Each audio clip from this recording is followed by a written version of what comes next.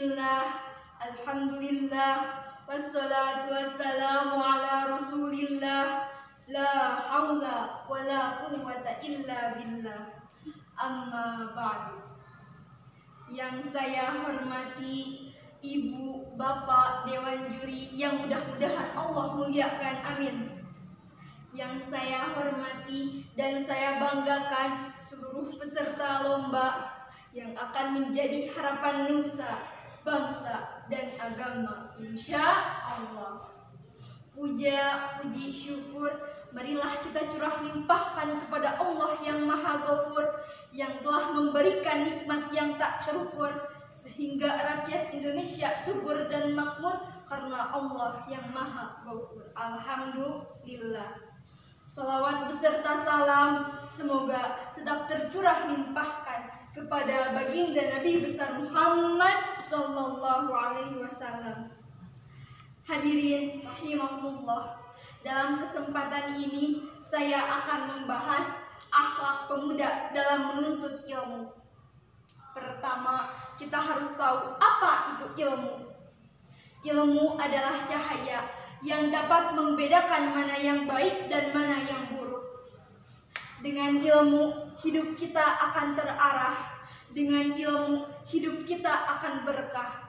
Karena kita tahu mana yang harus kita kerjakan sesuai perintah Allah dan mana yang harus kita tinggalkan sesuai larangan Allah.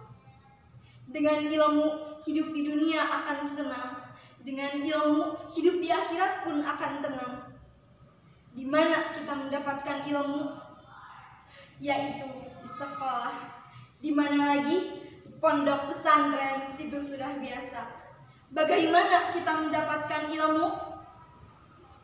Ingat hadirin, jika kita ingin mendapatkan ilmu, maka kita harus berakhlakul karimah, harus punya akhlak yang mulia, akhlak yang bagus. Itulah kunci utama supaya kita mendapatkan ilmu. Jadi kita jangan sombong, harus rendah hati, harus saling menghargai. Jika di sekolah kita harus menuruti tata tertib di sekolah. Jika di pondok pesantren kita harus menuruti peraturan yang ada di pesantren. Taat pada guru itu lebih utama, apalagi taat pada orang tua itu yang paling utama.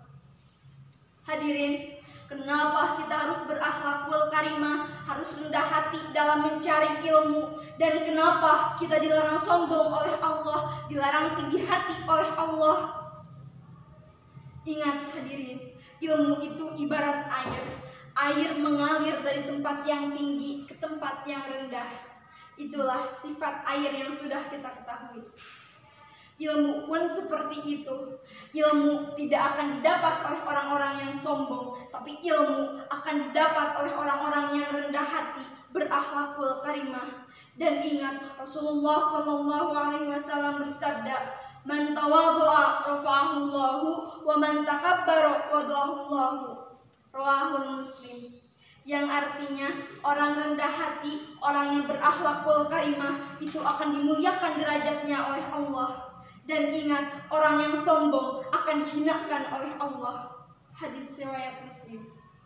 Maka dari itu, kita sebagai pemuda harus bisa menjaga akhlak kita, menjaga perilaku kita, menjaga kesopanan kita, supaya ilmu cepat didapat oleh kita semua, supaya kita dapat mengambil, dapat memanfaatkan ilmu, dan akhirnya apabila seorang pemuda sudah punya ilmu, insya Allah hidupnya akan berkah, hidupnya akan senang.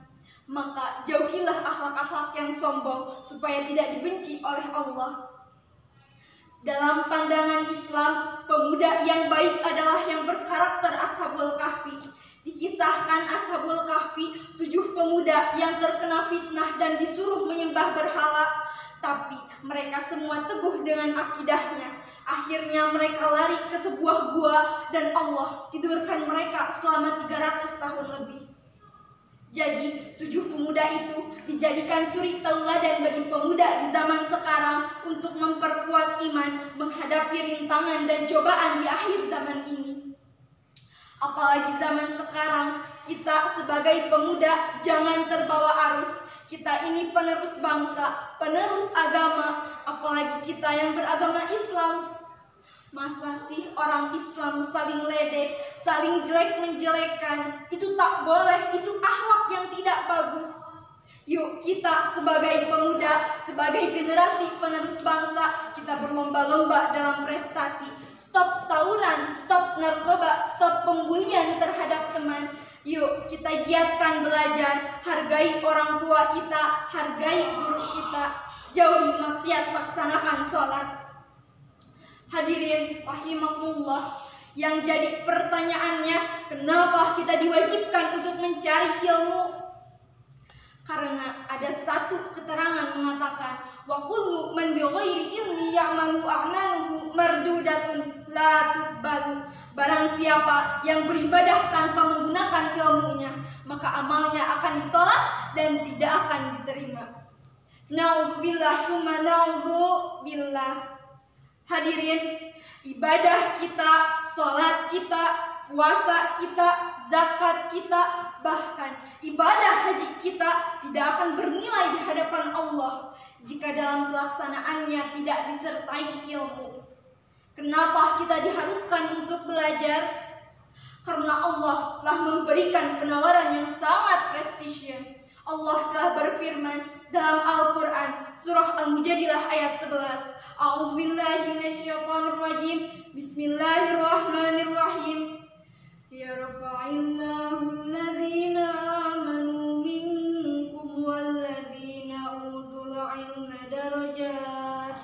Al-ayah sadaqallahul azim, yang artinya bahwa Allah akan meninggikan derajat orang-orang yang beriman dan orang-orang yang diberi ilmu beberapa derajat. Ayat tersebut juga menerangkan bahwa ilmu dan iman itu saling melengkapi. Jika hilang salah satu, maka yang lainnya tidak akan berfungsi dengan baik. Oleh karena itu, harus ada keseimbangan antara ilmu dan iman untuk mencapai kesuksesan hakiki dunia dan akhirat. Namun ingat hadirin, jika kita sudah menjadi orang yang sukses dengan ilmu kita, maka jangan pernah berhenti untuk berpikir, kenapa kita bisa menjadi seperti ini? Siapa orang-orang hebat di balik kesuksesan kita? Mereka adalah guru-guru kita. Tanpa ilmu darinya, kita tidak akan bisa menjadi orang sukses. Tanpa doa dan niat, kita tidak akan mampu menjadi orang hebat. Hadirin rahimakumullah, kesimpulannya sesuai dengan yang dikatakan oleh Albert Einstein pada tahun 1940-an.